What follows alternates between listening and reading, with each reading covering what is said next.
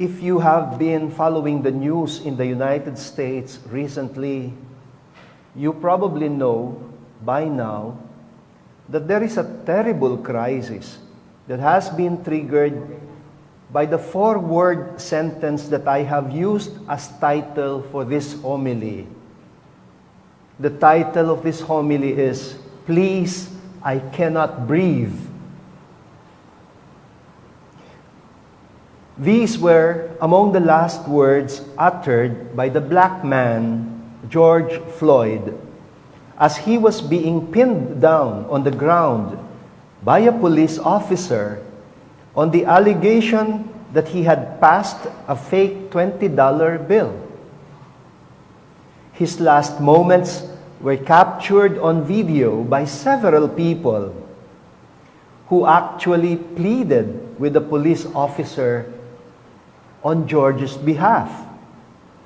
But the police officer would not let go, as he had the black man's arm twisted behind him, and while the police officer knelt on the suspect's neck, obviously crushing his spine.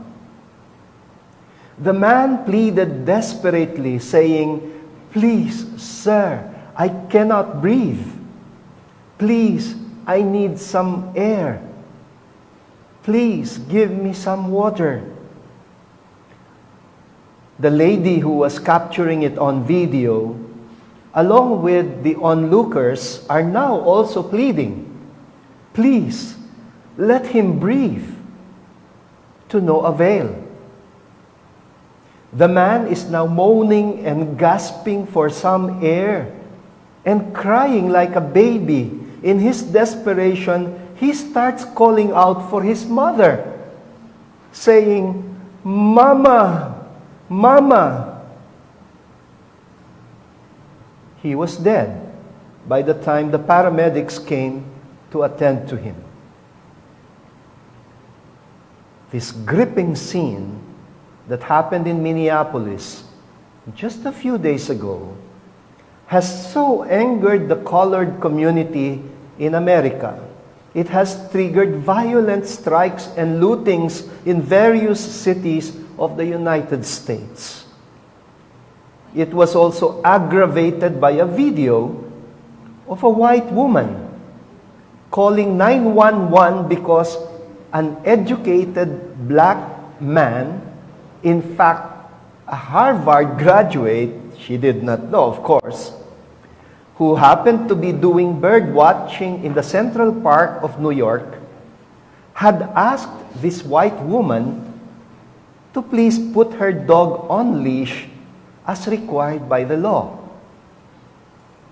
Well, she obviously didn't like being told what the law was by a black man.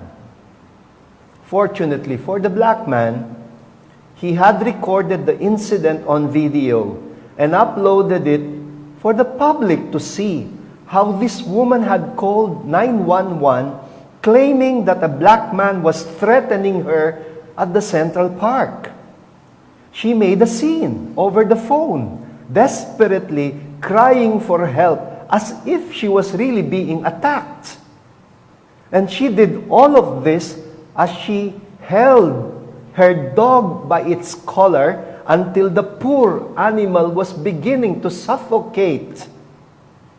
I could practically hear the dog pleading in dog talk, "Please, I cannot breathe."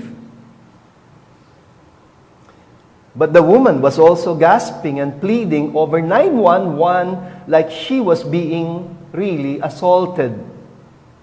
She was breathless in her drama, and the video proved it to be false. It was the dog that was being suffocated by its own master. These scenes have made me think of several other similar scenes of cries for help. I also imagine a patient in a hospital crying out, "Please, nurse, I cannot breathe."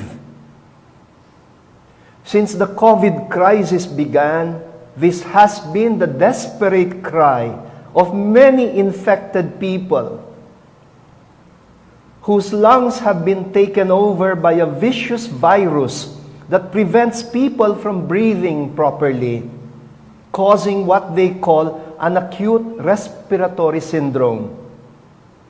And the nurses, who are already up to their necks with similar pleas from other patients, are in panic themselves. They rush their patients to the intensive care unit, but they have to wait until a ventilator is made available for them.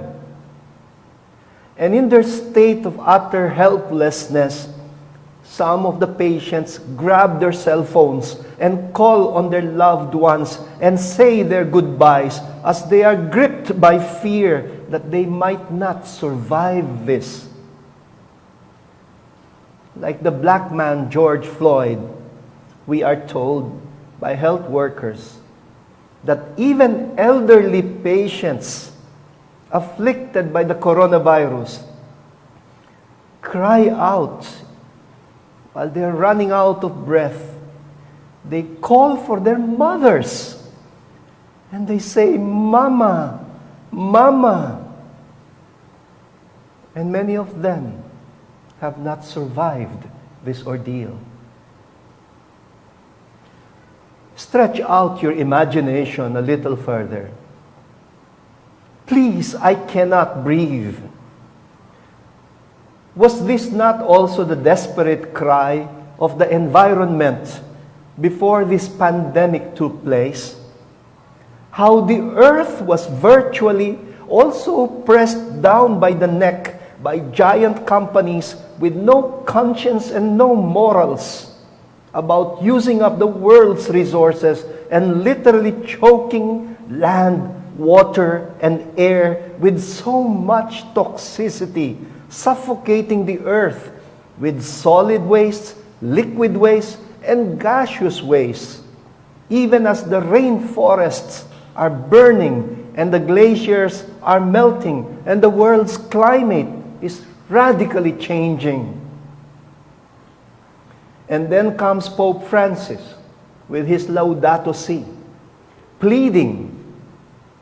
I imagine him to be like that lady who had captured the cruel scene on video, verbalizing the earth's, our common home's cry for help. "Please, I cannot breathe." My dear brothers and sisters, what a time to be celebrating Pentecost, when all over the world, people are beginning to suffocate already after nearly 3 months of quarantine, while the pandemic continues to plague every corner of the world. Our gospel today says, Jesus came just in the nick of time, when his disciples, who were already suffocating in their fear, had turned the upper room into a virtual tomb because they had allowed their minds and their hearts to be locked down by fear and anxiety and choked by the power of evil. The risen Lord breaks into the room and allows some fresh air to get in. And his message is for all of us. Peace be with you. And he breathed on them.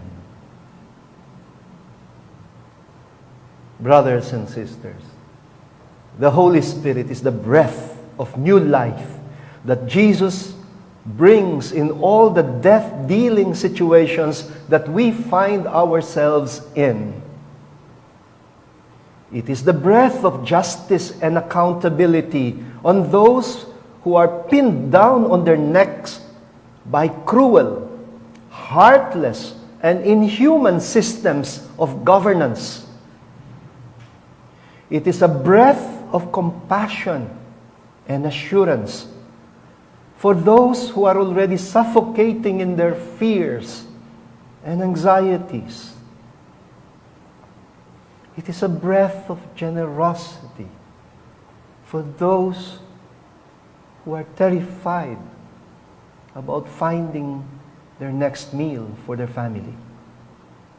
It is a breath of forgiveness on those suffocating in irrational hatred and resentment. But it does not end here.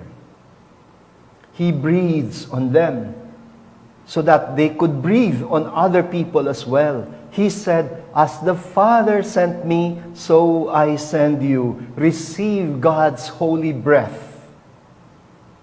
It is His way of saying, just as I was sent to save those who are running out of breath, so also I send you with the same mission, to breathe on others. The Holy Spirit is God's breath of grace that liberates all of us from our mutual fears, from our biases and prejudices, from our guilts, our angers and resentments, our cruelties and inhumanities. We have received the Holy Spirit so that we could give the Holy Spirit as gift to so many others who are also choking.